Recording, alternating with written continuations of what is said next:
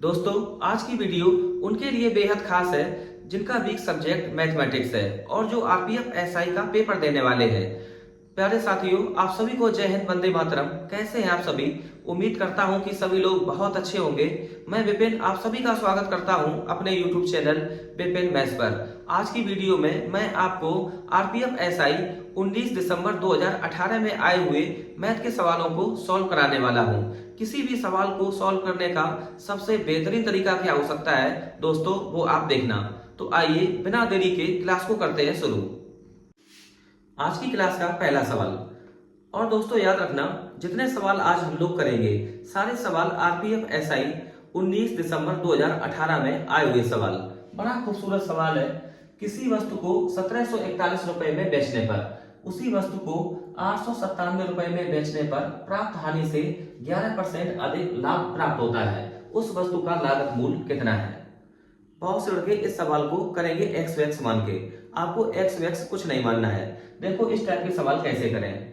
और इस टाइप का सवाल जो अभी हाल ही में यूपी पुलिस का एग्जाम हुआ है दोस्तों, हर सेट में इस टाइप के सवाल आए थे, तो बेहद इंपॉर्टेंट है। बहुत ध्यान से आप देखना। अगर हम एक लाइन ऐसे बनाए और यहां पे दिखा दें सीपी को, आगे जाएंगे तो प्रॉफिट होगा, अगर इससे कम पे जाएंगे तो हानि होगी। बेचते हैं 1741 रुपए में तो होता है लाभ। तो हमने इस पॉइंट पर मान लिया 1741 रुपए। 897 रुपए में बेचने पर हानि होती है, तो सीपी से कम वैल्यू रही होगी एसपी की, तभी हानि हुई होगी। तो इस पॉइंट पर हमने दिखा दिया 897 रुपए। और हमें दिया है कि हानि से 11% ज्यादा है लाभ। अगर प्रॉफिट है अगर हानि है 100 यूनिट तो प्रॉफिट है 11% ज्यादा, 111 यूनिट। अब यहां से यहां तक का जो डिफरेंस है वो 111 यूनिट, और यहां से लेकर यहां तक का जो डिफरेंस है वो 100 यूनिट। अगर दोनों को जोड़ दें 111 और 100 तो ये आ जाएगा 211 यूनिट। 211 यूनिट बराबर 1741 और 897 का डिफरेंस। तो 11 से 7 कम 4, 13 से 9 कम करेंगे तो 4, और 16 से 8 कम 8। 211 की जो वैल्यू है वो 844 रुपए के बराबर। तो यहां से आप निकाल लो 1 इकाई बराबर 211 का ये फोर्थ टाइम है 4 रुपए। तो 1 इकाई शो करता है 4 रुपए। तो आप निकालो 100 इकाई की वैल्यू। तो 100 इकाई बराबर 400 रुपए। 897 रुपए में बेचने पर हानि हो जाती है 400 रुपए की। तो क्रय मूल्य कितना? तो 897 में जोड़ेंगे 400 तो ये आ जाएगा 1297 रुपए। यही वस्तु का क्रय मूल्य है। अगर हम प्रॉफिट निकालते हैं तो 111 यूनिट का 4 गुना 444, फिर हमें 444 इसमें माइनस करना पड़ता 1741 में। तो अपना करेक्ट आंसर है ऑप्शन नंबर पहला, 1297 रुपए। आगे आते हैं सवाल नंबर 2 पर। फैक्टोरियल 98 में अनुगामी शून्यों की संख्या ज्ञात कीजिए। जब कभी भी दोस्तों इस टाइप का सवाल आ जाए तो आपको एक छोटा सा काम करना है कि जो लिखा है ना 98, इसको आपको डिवाइड करना है 5 से। तो यहां पर भागफल आएगा, 5 से डिवाइड करेंगे तो ये आ जाएगा 19 बार जाएगा, 19 पंचे 95। और तब तक भाग करना है जब तक ये नंबर 5 से छोटा ना आ जाए। फिर 19 को लेना है, 5 से भाग करना है। अब ये जाएगा 3 बार। अब जो 3 है वो 5 से कम है, आप यहीं रुक जाए और इनको जोड़ लें। 19 3 22। तो दोस्तों अनुगामी शून्यों की संख्या होगी 22। फैक्टोरियल 98 में जो लास्ट में जीरो आएंगे वो आएंगे 22 बार। तो ऑप्शन नंबर चौथा ये बिल्कुल करेक्ट है। कोई भी सवाल ऐसा नहीं होगा दोस्तों जिसमें टाइम आपको लग जाए 1 मिनट। मुश्किल से 20 या 25 सेकंड के सारे क्वेश्चन, हर एक क्वेश्चन सॉल्व हो जाएगा 20 से 25 सेकंड में। देखो कैसे। टाइम स्पीड डिस्टेंस का बहुत बढ़िया सवाल है। 396 मीटर लंबे पुल को पार करने में एक ट्रेन 59 सेकंड का समय लेती है, यदि वही ट्रेन एक संकेत बोर्ड को पार करने में 23 सेकंड का समय लेती है, तो ट्रेन की लंबाई कितनी है? ध्यान रखना दोस्तों, जब कोई ट्रेन किसी संकेत बोर्ड को पार करेगी, किसी खंबे को पार करेगी, किसी व्यक्ति को पार करेगी, तो अपनी लंबाई के बराबर दूरी तय करेगी। और 396 मीटर लंबे पुल को जब पार करेगी, तो अपनी लंबाई प्लस पुल की लंबाई के योग के बराबर दूरी तय करेगी। 396 मीटर लंबे पुल को पार करती है 59 सेकंड में, तो दूरी तय करती होगी अपनी लंबाई के बराबर प्लस 396 मीटर के योग के बराबर दूरी तय करती होगी। और हमें पहले ही से पता है कि खुद की लंबाई को पार करने में लगा समय 23 सेकंड है, तो 59 से अगर हम 23 सेकंड माइनस कर दें तो ये आ जाएगा 36 सेकंड। तो ट्रेन 36 सेकंड में गई होगी 396 मीटर, तो एक सेकंड में कितना? तो एक सेकंड में 36 से करेंगे भाग, तो यहां पे आ जाएगा 11 मीटर। अगर इसी सवाल में आपसे पूछ लिया जाए कि ट्रेन की चाल कितनी है, तो 11 मीटर प्रति सेकंड। हमसे पूछा है ट्रेन की लंबाई। ट्रेन की लंबाई आएगी ट्रेन द्वारा 23 सेकंड में चली गई दूरी, तो एक सेकंड में 11 मीटर, तो 23 सेकंड में कितना? इंटू कर दो आप 23 से। 11 का 3 में गुणा करेंगे 33, हाथ में 3, 11 का 2 में गुणा 22, 22 और 3 25, 253 मीटर। ट्रेन की लंबाई आ गई 253 मीटर और अपना आंसर सही है, ऑप्शन नंबर ए ये करेक्ट। और इस सवाल को लगाने का ये सबसे खूबसूरत तरीका है। अब इस सवाल को देख लो आप, पेन उठाने की जरूरत नहीं है, बहुत आसान सवाल। करा 5 डिवाइड 5 की पावर -2 प्लस √25 माइनस √121, इसकी वैल्यू कितनी होगी? तो आप ऐसे लिख लो, 5 डिवाइड बदल जाएगा इनटू में, कब? जो 5 की पावर -2 से हो जाएगा +2 प्लस 25 का स्क्वायर रूट 5 और 121 का स्क्वायर रूट 11 माइनस का 11, तो ये 25 का 5 में गुणा करेंगे 125 प्लस 5 माइनस 11, 125 में 5 जोड़ेंगे 130, 130 से 11 कम, तो ये आ जाएगा 119। 119 इस सवाल का सही उत्तर, तो ऑप्शन नंबर चौथा ये करेक्ट। आप देख रहे मुश्किल से ये सवाल था 10 सेकंड का, तो इस टाइप के सवाल आए थे आपके 2018 में। आते हैं सवाल नंबर 5 पर। यह भी सवाल सिंप्लीफिकेशन का और बहुत ही आसान। 5 की पावर 4 इसका स्क्वायर इंटू 1/125 का स्क्वायर, ब्रैकेट में अब इंटू है 5 का प्लस 12, इसकी वैल्यू कितनी होगी? 5 की पावर 4 और इसका होल स्क्वायर, तो यह आ जाएगा 5 की पावर 4 का 2 में गुणा 8 इंटू 5 की पावर 3, 125 को हम लोग लिख सकते हैं 5 की पावर 3 और 5 की पावर 3 इसका है स्क्वायर, तो 5 की पावर 6 ऊपर ले जाएंगे तो 5 की पावर -6 इंटू 5 प्लस 12, 5 की पावर 8 इंटू 5 की पावर -6, तो यहां से हमें मिलेगा 5 की पावर 2 इंटू 5 प्लस 12, यह आ जाएगा 25 का 5 में गुणा करेंगे 125, 12 जोड़ेंगे तो 137। 137 इस सवाल का बिल्कुल सही उत्तर, तो ऑप्शन नंबर चौथा ये करेक्ट। तो कुछ नहीं था इस सवाल में, बिल्कुल आसान सवाल। करो साथियों इस सवाल को, बहुत बढ़िया सवाल है टाइम स्पीड डिस्टेंस का। तो क्वेश्चन है, एक व्यक्ति एक समबाहु त्रिभुजाकार मैदान की भुजाओं के अनुदेश 36 किलोमीटर प्रति घंटा, 30 किलोमीटर प्रति घंटा और 45 किलोमीटर प्रति घंटा की गति से यात्रा करता है, उसकी औसत गति ज्ञात कीजिए। बड़ा खूबसूरत सवाल। तो करते हैं इस सवाल को।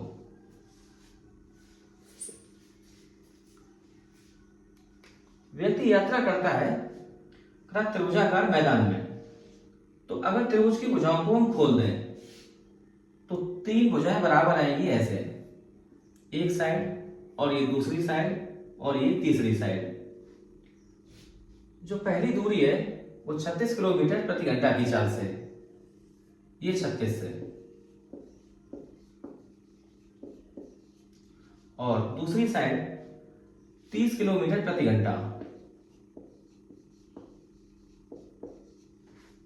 और जो तीसरी बराबर दूरी ये है 45 किलोमीटर प्रति घंटा की चाल से। और हमसे पूछा गया कि पूरी यात्रा में उसकी औसत चाल कितनी है। तो औसत चाल बराबर कुल दूरी बटे कुल समय। तो आप एक काम करो कि 36, 30, 45 इसका आप ले लो एलसीएम। तो एलसीएम आएगा 180। तो आप ऐसे मान लो कि त्रिभुजाकार मैदान की प्रत्येक साइड थी 180 किलोमीटर के बराबर।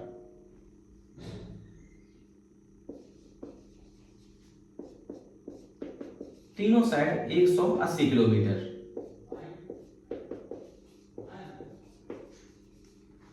अब आप फार्मूला लगा दो, औसत चाल बराबर कुल दूरी बटे कुल समय। तो निकालेंगे औसत चाल बराबर तय की गई कुल दूरी।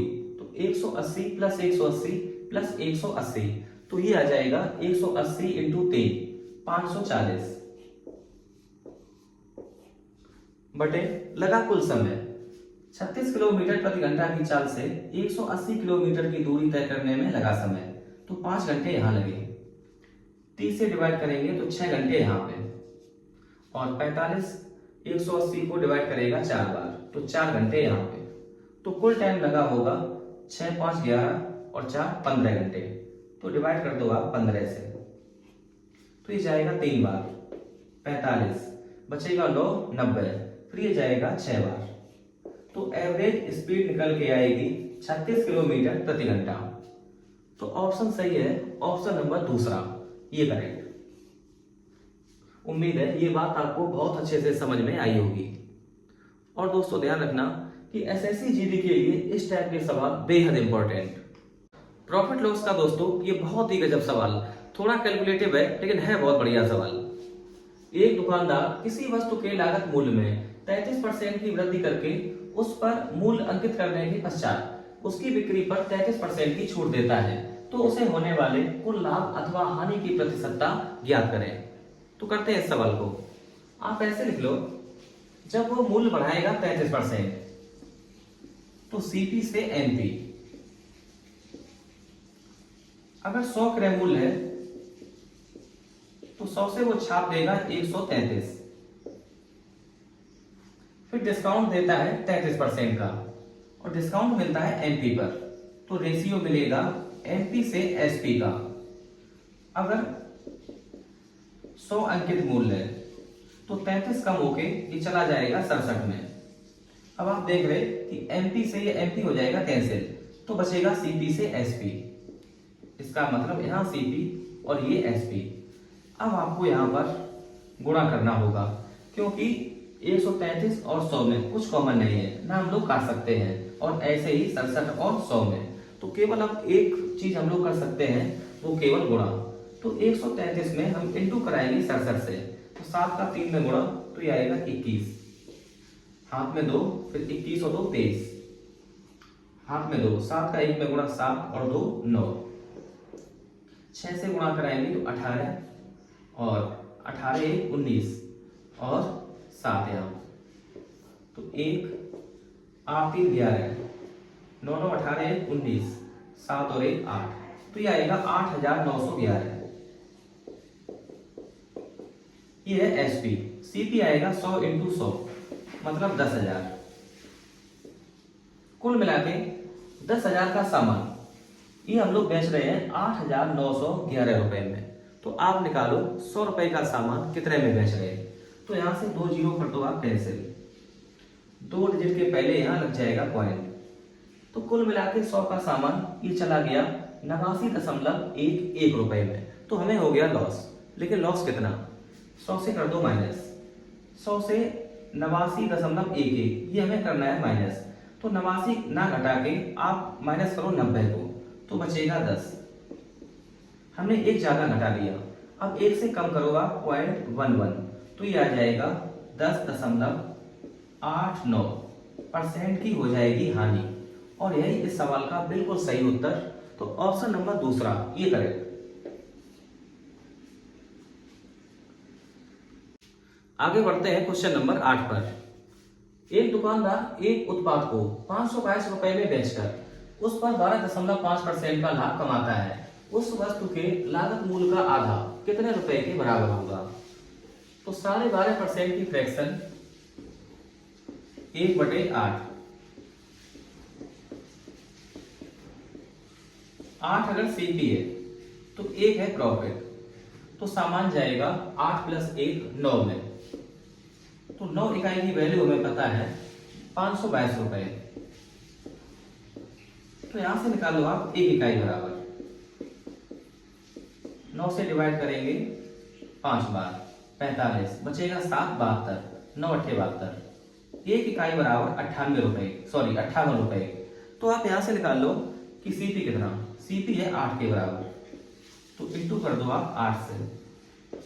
तो ये आएगा 8 का 8 में गुणा 64 और 8 का 5 में गुणा 40, 40 और 6 46, 464 रुपए। लेकिन हमसे पूछा गया क्रय मूल्य का आधा, तो बटे कर दो 2, तो ये आ जाएगा 232 रुपए। क्रय मूल्य का आधा होगा 232 रुपए। ऑप्शन नंबर तीसरा ये सही। इस टाइप का सवाल आरपीएफ एसआई के हर सेट में आया था 2018 में। सवाल है 8√3 सेंटीमीटर विकर्ण वाले घन को पिघलाकर घनाभ बनाने पर उसकी ऊंचाई कितनी होगी यदि घनाभ की लंबाई घन की भुजा के बराबर है और घनाभ की चौड़ाई 4 सेंटीमीटर है। तो आप इस सवाल को तब तक नहीं कर सकते जब तक आपको कुछ फार्मूले नहीं पता है। जैसे कि जो घन का विकर्ण होता है वो √3a, √3a, इसकी वैल्यू हमें पता है 8√3। तो √3 से √3 कैंसिल होके a की वैल्यू आ जाएगी 8 सेंटीमीटर। इसका मतलब है जो घन की भुजा है वो 8 सेंटीमीटर के बराबर। और हमने घन को पिघलाकर बनाया है घनाभ। जब एक चीज को पिघलाकर दूसरी चीज बनाई जाए तो आप ध्यान रखना दोनों का वॉल्यूम बराबर रहेगा, आयतन रहेगा बराबर। तो घन का आयतन होगा भुजा की 8 × 8 × 8। अब आप लिखो घनाभ का आयतन LBH, लंबाई इंटू चौड़ाई इंटू ऊंचाई। जो घनाभ की लंबाई है वो घन की भुजा के बराबर, मतलब 8। चौड़ाई है 4 सेंटीमीटर और हमसे पूछी गई घनाभ की ऊंचाई, तो आप मान लो h के बराबर। तो 8 से ये 8 कैंसिल, 4 8 को डिवाइड करेगा 2 बार, तो ऊंचाई आ जाएगी 8 का 2 में गुणा 16 सेंटीमीटर। 16 सेंटीमीटर इस सवाल का बिल्कुल सही उत्तर। तो ऑप्शन नंबर तीसरा ये करेक्ट है। तो आपको ये बात बहुत अच्छे से समझ में आई होगी, ऐसी हम उम्मीद करते हैं। प्यारे साथियों, आरपीएफ 2018 में पूछा गया ये एक बहुत ही स्पेशल सवाल था जिसमें 80% बच्चे कंफ्यूज थे और ये सवाल हर एक सेट में आया था। बहुत ध्यान से देखना आप। 540 मोबाइल किसी कक्षा के छात्रों के बीच बराबर बराबर संख्या में कितने तरीकों से बांटे जा सकते हैं? तो कैसे बांटेंगे हम लोग? जितने 540 के फैक्टर होंगे तो उतने तरीके से हम मोबाइल को बांट सकते हैं बच्चों के बीच। जैसे अगर हम 10 की बात करें कि मेरे पास अगर मोबाइल है 10, तो एक एक मोबाइल अगर हम बांट दें तो ये 10 बच्चों में बढ़ जाएंगे। अगर 2-2 मोबाइल हम बांट रहे हैं तो ये 10 मोबाइल 5 बच्चों में हम बांट सकते हैं। अगर 3 मोबाइल बांटे हम 3-3 मोबाइल, तो फिर केवल 3 बच्चों में हम 9 मोबाइल बांट पाएंगे, 1 मोबाइल रह जाएगा शेष। इसका मतलब है कि 3 मोबाइल हम बांट ही नहीं सकते, तो 1 बांट सकते हैं, 2 बांट सकते हैं। ऐसी का खास बात है कि हम 1-1 मोबाइल बांट सकते हैं, 2-2 मोबाइल बांट सकते हैं, लेकिन 3 नहीं बांट सकते। तो आप क्लियरली देख पा रहे होंगे कि जो 3 है ना वो 10 का फैक्टर नहीं है, तो हम वही नंबर बांट पाएंगे जो उस नंबर का फैक्टर होगा। तो हमें कुल मिला के इस सवाल में 540 के टोटल फैक्टर निकालने होंगे। 540 के टोटल फैक्टर निकालने के लिए आप सबसे पहले इसको तोड़ेंगे प्राइम फैक्टर में। तो 540 को हम लोग लिख सकते हैं 54 × 10 और 54 को लिखा जा सकता है 2 की पावर 1 इंटू 3 की पावर 3, ये 27 का डबल 54। और 10 को लिख लो आप 2 की पावर 1 इंटू 5 की पावर 1। तो कुल मिला के 2 की पावर 2 और इंटू 3 की पावर 3 इंटू 5 की पावर 1। 540 को हमने ब्रेक कर लिया प्राइम फैक्टर में। टोटल फैक्टर निकालना आपको आता होगा कि पावर में एक एक ऐड करके इंटू कर दो। 2 में 1 जोड़ेंगे 3 में 1 जोड़ेंगे 4 इंटू 1 में 1 जोड़ेंगे 2, 4 का 3 में गुणा 12 का डबल 24। तो हम 24 प्रकार से मोबाइल को बांट सकते हैं। अब दिक्कत यह है कि 24 ऑप्शन में है ही नहीं।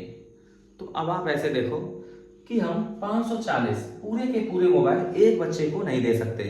इसका मतलब है जो 540 है वो यहाँ पर शामिल है, तो ये हमें कम करना होगा यहाँ पर 1। तो टोटल तरीके आ जाएंगे 23 प्रकार से 540 मोबाइल हम किसी कक्षा के छात्रों के बीच बांट सकते हैं। 23 इस सवाल का बिल्कुल सही उत्तर ऑप्शन नंबर चौथा ये करेक्ट। तो साथियों, आज की वीडियो में इतना ही। अगर वीडियो पसंद आई हो तो प्लीज इसको लाइक करें, शेयर करें। वीडियो अंत तक देखने के लिए आपका दिल से शुक्रिया। बहुत मोहब्बत, बहुत प्यार।